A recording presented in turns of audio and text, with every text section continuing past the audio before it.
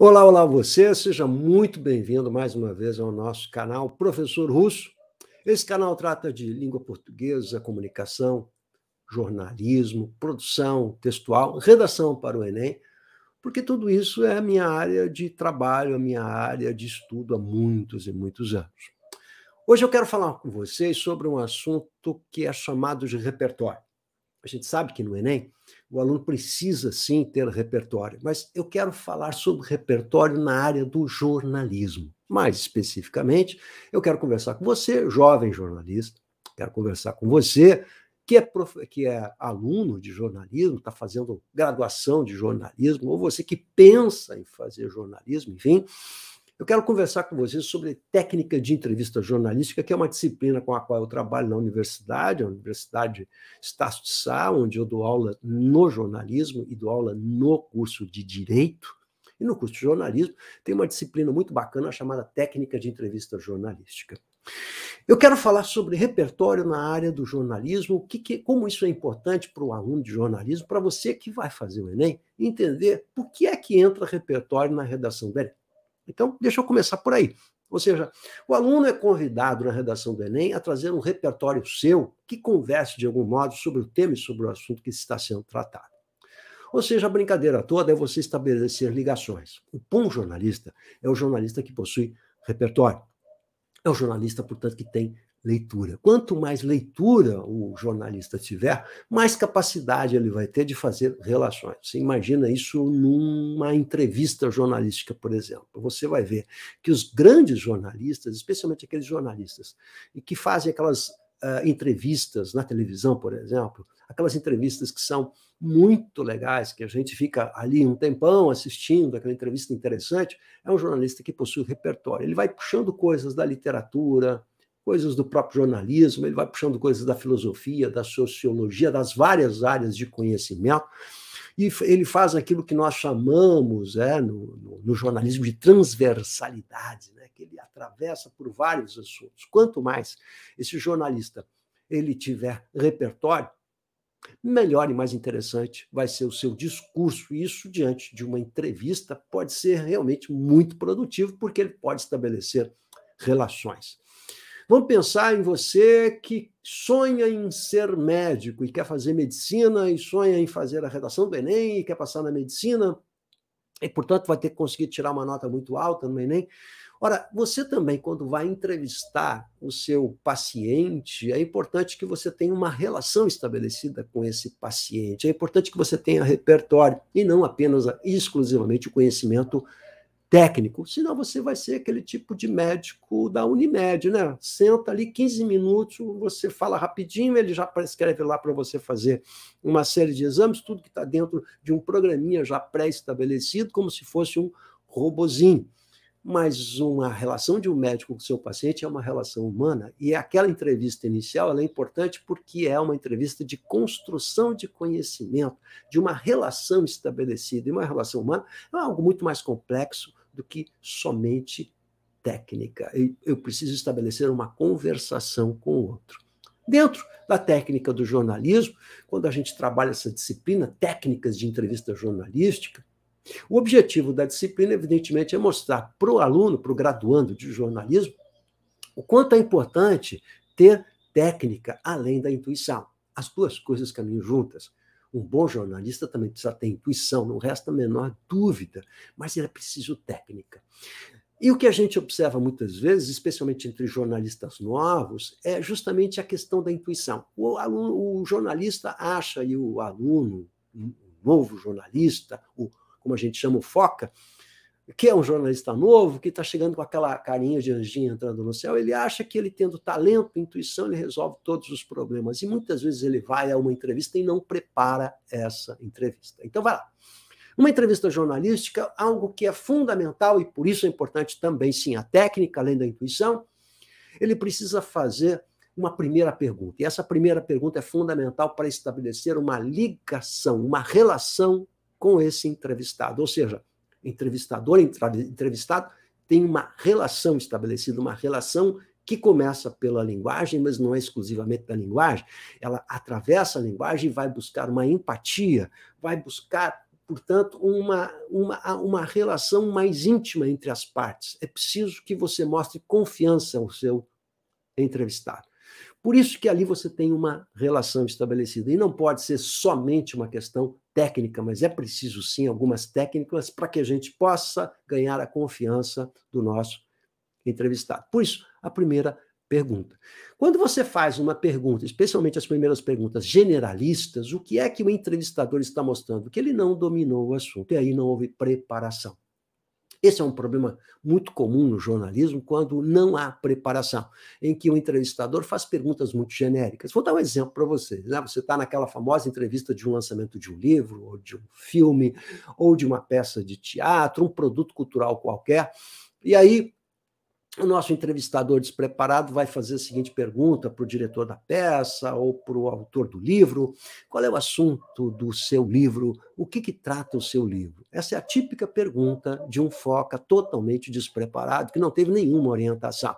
Como é que você vai a um lançamento de um livro perguntar qual é o assunto do livro? Ou seja, você não olhou o livro, você nem ao menos deu uma papirada geral na orelha do livro para saber qual é o assunto central. Então, se a gente vai para uma entrevista sobre o lançamento de um livro, eu preciso conhecer o livro, eu preciso saber qual é o assunto central do livro, eu preciso ter dado uma olhada, eu preciso ter lido algumas páginas para verificar o estilo desse autor, retirar algumas frases e mostrar que você tem alguma intimidade com o assunto. Por isso que eu preciso de repertório, capacidade de leitura. Se eu não leio e se eu tenho pouca atenção à leitura, a repertório, a conhecimento, eu vou ter dificuldade de fazer uma entrevista produtiva. Repertório também é fundamental e muito importante para um jornalista. Então, vamos lá. Eu vou dar um outro exemplo para vocês também e da minha experiência pessoal. É muito comum eu ser convidado, assim, na época de Enem, quando sai a redação do Enem e tal, para discutir o tema do Enem, em programas de entrevista. Então, o cidadão vai me chamar para uma entrevista numa rede de TV. E é muito comum também. Quando a gente vai para essa entrevista, a gente percebe que aquele apresentador não teve nenhum preparo e nenhum cuidado para fazer aquela entrevista. Pecado maior de um entrevistador.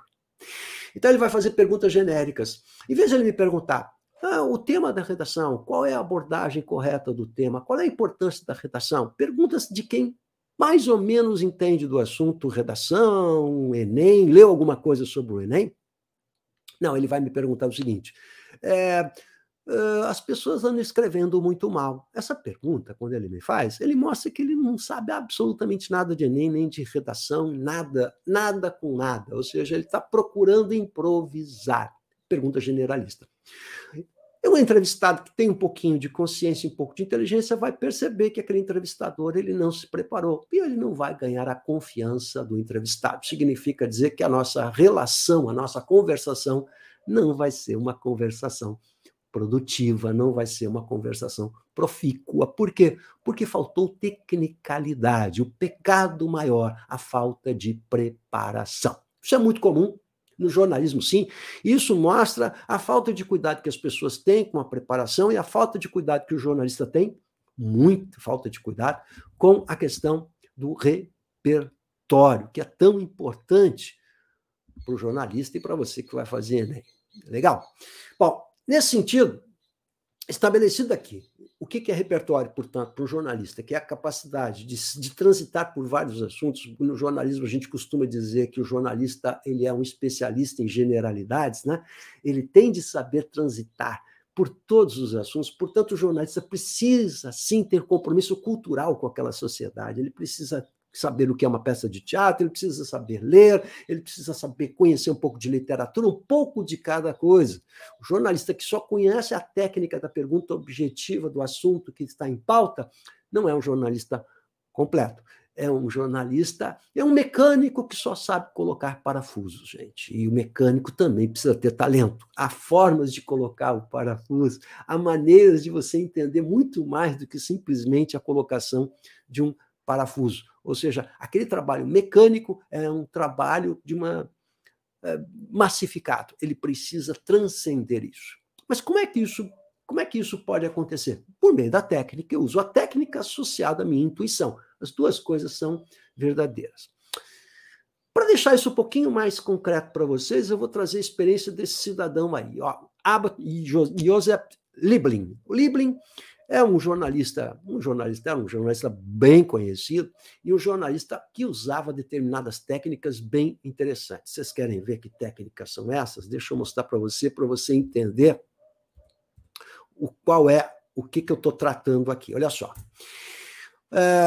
Eu estou diante do seguinte episódio, né? O desafio do nosso entrevistador aqui é o desafio de fazer uma entrevista com alguém difícil de entrevista, né? Um cara complicado de entrevista, que era o Ed Arcaro, o Ed Arcaro era o maior jockey, simplesmente o maior jockey da história americana, né? Um grande jockey, mas um cara genioso, temperamental, difícil de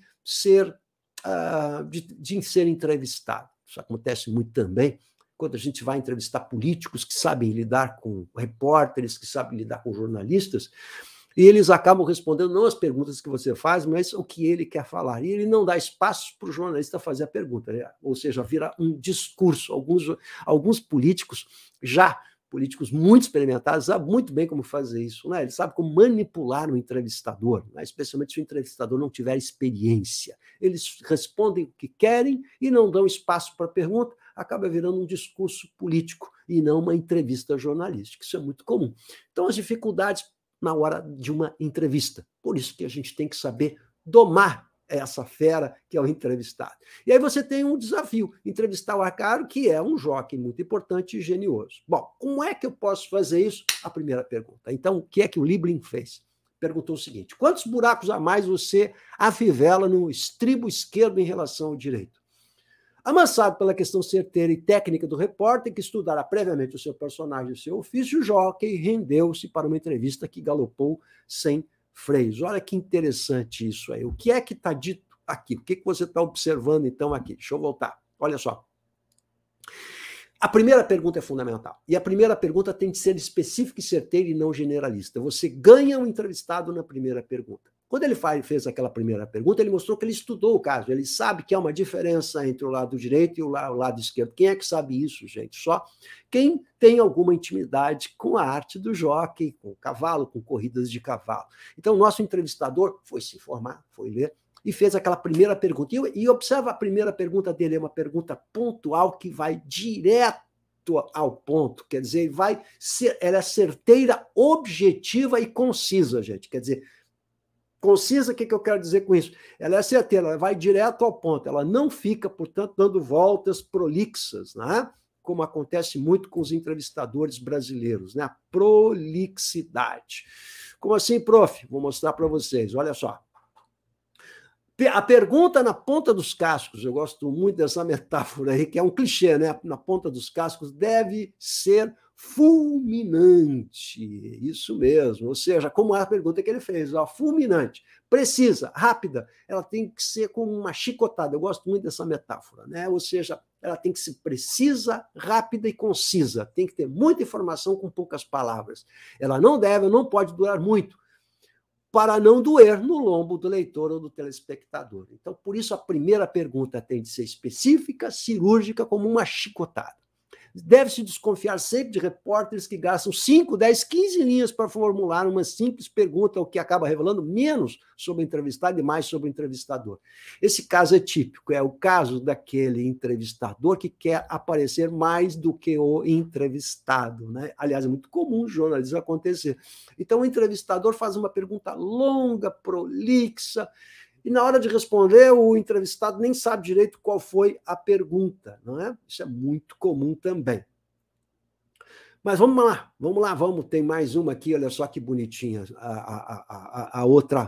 essa outra parte aqui, olha só. Os repórteres brasileiros estão cada vez mais prolixos, é isso, fluviais, espichados em perguntas que mais confundem do que explicam, exatamente. Então, você tem de ser cirúrgico, você precisa ir direto ao ponto como uma chibatada. Então, o que é que isso quer dizer? Que uma entrevista jornalística exige, sim, tecnicalidade. Você precisa ter técnica, você precisa saber fazer a pergunta. E a primeira pergunta é fundamental. Quanto mais específica, mais ela mostra conhecimento e preparo.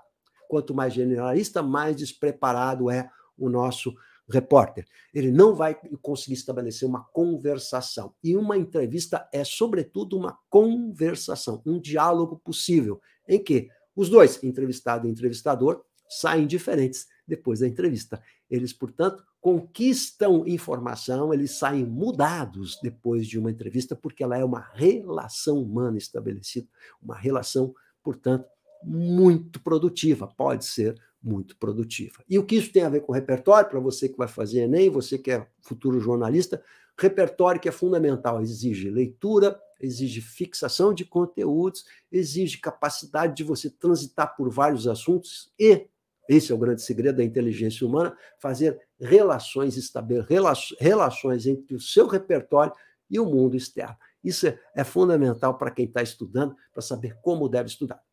Galera, se você curtiu, se você gostou, dá um joinha aí para nós, para estimular aí o nosso YouTube. Traga mais gente aí, sugira o nosso canal.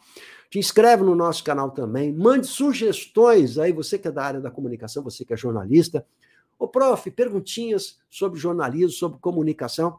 Vamos fazer desse canal aqui um ponto de discussão sobre várias coisas aí, sobre educação, sobre cultura, sobre comunicação, sobre redação, sobre produção textual. Valeu, gente.